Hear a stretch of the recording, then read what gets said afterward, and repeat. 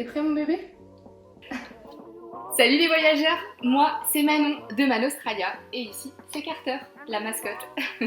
Bon, je vais poser mon café parce que de toute façon je pense que j'aurai pas du tout le temps de le boire.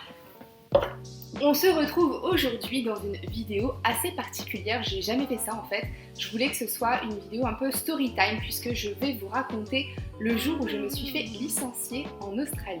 Donc c'est un article que j'ai rédigé en fait à la base sur mon blog www.manaustralia.fr et en fait cet article il a plu parce que je pense que des personnes se sont reconnues dans ce que je vous ai raconté.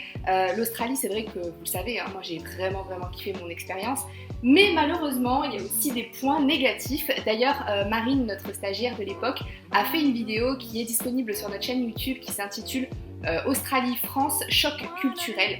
Donc, il y a des points positifs, mais il y a aussi bien évidemment des points négatifs. Donc, je vous invite à regarder la vidéo, je vous mets le lien juste ici.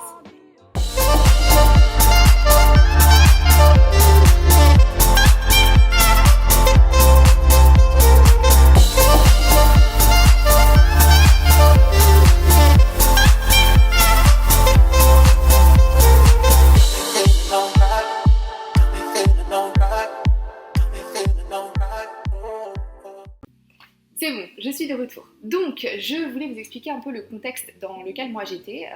À cette époque, j'étais à Sydney avec un visa touriste, mais j'avais la possibilité d'avoir un deuxième Working Holiday Visa. Donc, ma demande a été validée je crois que c'était le 17 décembre 2017. Donc, je me dis, ah bah c'est super.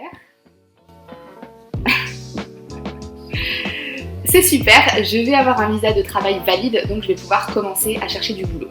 Sauf que, en fait, j'avais pas du tout les techniques. J'avais en fait créé un profil sur des sites comme Gumtree, seek.com.au. Enfin voilà, je faisais en fait des trucs que tout le monde fait et donc ma candidature, elle sortait pas forcément du lot. Et je me suis rappelé qu'on m'avait conseillé de faire du porte-à-porte. C'est apparemment ce qui fonctionnait le mieux. Donc j'ai imprimé des CV, je crois une vingtaine de CV, et je me suis rendue dans le centre-ville de Sydney avec des CV à la main.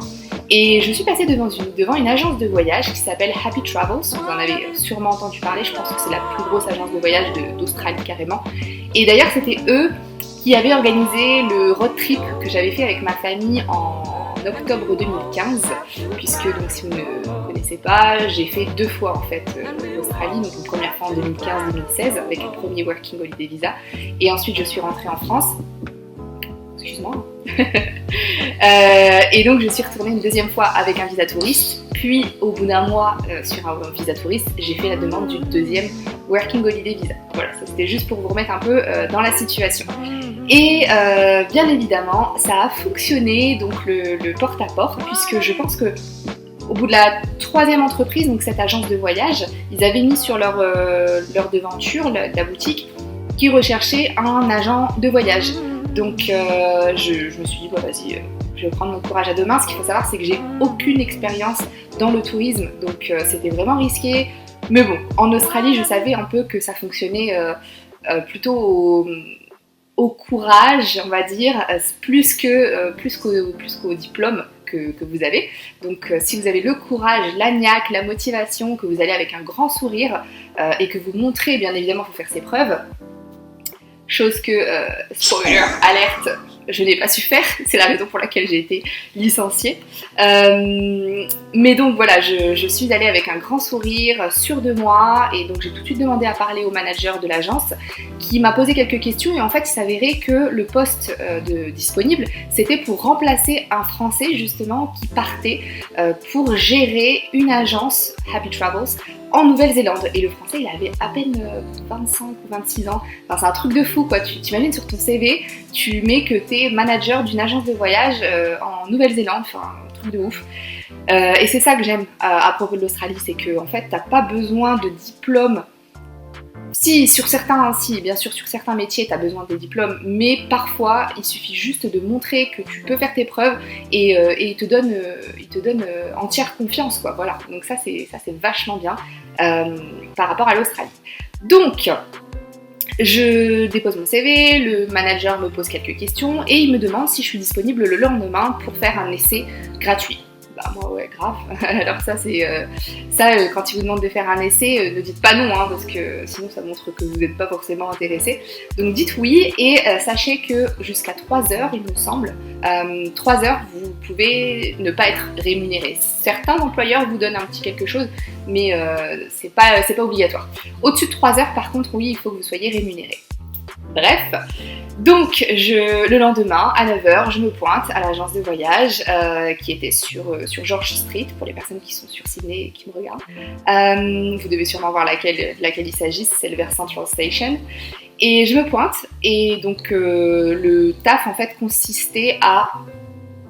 C'est un peu bizarre ce que je veux dire, mais je devais aller dans la rue devant l'agence et puis regarder les personnes qui étaient jeunes, entre 18 et 35 ans, et qui avaient un sac à dos ou alors un look de backpacker, puisque nous, ce qu'on faisait, c'était de vendre des voyages aux backpackers, donc aux backpackers ou aux étudiants, mais on vendait voilà, la Great Ocean Road, on vendait la Grande Barrière de Corail, on vendait les Whitsundays, on vendait, enfin voilà, vraiment toutes les destinations hyper touristiques, et on se prenait une commission, parce qu'on travaillait avec des tours opérateurs, donc voilà un peu comment ça fonctionnait.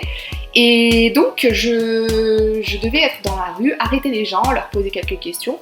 C'était un peu bizarre, c'était pas du tout ce à quoi je m'attendais, mais en même temps, je me souviens que quand Alix s'était occupée de mon voyage, donc Alix c'était celle qui travaillait chez Happy Travels en 2015, elle m'avait arrêtée dans la rue et donc elle m'avait dit hey, comment vas-tu au début elle savait pas que j'étais française, donc elle m'avait parlé en anglais.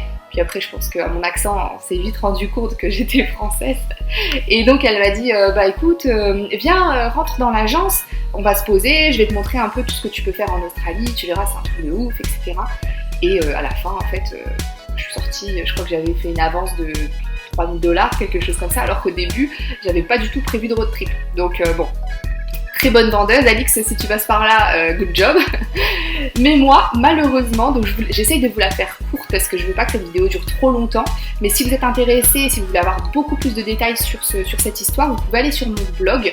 Je répète, www.manaustralia.fr. Et donc dans la rubrique blog, il y a l'article complet que j'ai rédigé. Vous allez vraiment retrouver les détails, quoi. C'est un très très très long article, mais qui est super intéressant et qui vous a beaucoup plu d'après les statistiques. Donc le poste c'était j'étais payée $25 et 10 centimes par heure en semaine, et le week-end j'étais payée, je crois que c'était 27 ou 29, et quand je travaillais les jours fériés c'était $50 de l'heure. Enfin bref, pour vous dire c'était un truc de ouf. Moi quand j'ai vu ça, j'étais trop fière, trop contente d'avoir été embauchée dans ce job, et en plus de ça franchement je kiffais. Mais roulement de tambour, ce qui s'est passé c'est qu'en fait mon anglais était pas très bon. Donc j'arrivais à arrêter les gens dans la rue, j'arrivais à leur poser, enfin voilà, à créer cette relation, j'arrivais à les faire rentrer dans l'agence, mais j'arrivais pas à leur vendre des voyages. Parce que du coup mon anglais n'était pas suffisamment opérationnel, j'avais pas cet anglais professionnel de vente, donc je m'étais un peu surestimée. Mais bon, c'est tout, c'est comme ça. Ça a été une expérience très enrichissante. Alors, c'est vrai que je reconnais, hein, mon anglais n'était pas bon, mais il faut aussi avouer que en fait, c'est une agence qui brasse tellement qu'ils n'ont pas forcément le temps de te former. Enfin, moi, je suis restée 3 semaines. Et pendant 3 semaines, j'ai pas eu de formation, c'était prévu. Il m'avait dit oui, on va te former sur le logiciel qu'on utilise, on va te former sur les tours qu'on vend pour que tu saches exactement par exemple de où on part, combien de temps rester par exemple à Early Beach, ça vaut pas le coup de rester 7 jours dans cette ville, enfin bref, il devait me former. Même si j'avais déjà voyagé sur la côte Est, mais c'était en 2015, donc 2 ans auparavant. Et cette formation, elle n'a pas eu lieu. Donc j'apprenais vraiment, j'essayais d'apprendre sur le tas, je regardais ce que mes collègues faisaient, quelle technique de vente ils utilisaient, comment ils faisaient les négociations. Mais j'avais pas été assise à côté de quelqu'un et formée à proprement parler, quoi. C'était aussi un peu dommage. Donc la 4e semaine, je me suis rendu compte que j'avais de moins en moins d'heures sur mon emploi du temps. Je crois qu'on recevait l'emploi du temps par mail ou je sais plus trop, mais j'avais de moins en moins d'heures, et jusqu'à ce jour où j'ai reçu un appel du français que j'étais censée remplacer. Donc c'est même pas le manager en plus qui m'a appelé pour me dire que j'étais licenciée, c'était le français. Et il m'a dit oui Manon, c'est pas la peine de revenir. Ah, ok, ok, merci de me l'avoir dit du coup. Ouais, un peu dégoûtée, voilà, j'aurais quand même aimé que le manager fasse le geste au moins de m'appeler, mais bon, apparemment, les Australiens sont connus pour être pas très francs et pas très honnêtes, et donc le manager était australien, et voilà, bon. C'est tout, ça m'a permis du coup de vous faire cette petite histoire. Je pense pas être la seule à avoir été licenciée en Australie, hein, bien évidemment, ça arrive très souvent, surtout dans des jobs qu'on appelle comme ça casual, qui sont des contrats de travail temporaires pour nous, voyageurs, backpackers. Bon, j'aime pas trop forcément le mot backpacker, mais c'est le mot qu'on utilise, donc je pense que vous comprenez ce que je veux dire par backpacker. Et voilà, c'est le risque. Donc, petite story time du jour, j'espère que ça vous aura plu d'en savoir un petit peu plus sur cette expérience. J'ai rebondi puisque je crois qu'en fait 2 semaines plus tard, j'ai trouvé un autre travail dans lequel je suis restée 1 an et je me suis hyper épanouie, c'était génial. Donc voilà, perdez pas espoir si vous êtes licencié. Gardez le sourire, c'est tout, ça fait partie de l'aventure. C'est ça aussi l'Australie finalement, et c'est ça aussi le PVT en Australie. Et bien écoutez, merci beaucoup d'avoir pris le temps de regarder cette vidéo. Si vous avez des questions, laissez-moi un petit commentaire.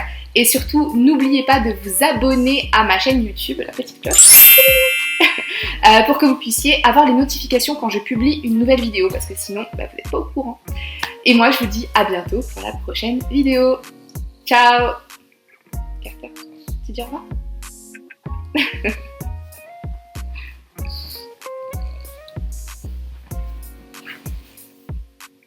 What a wonderful world.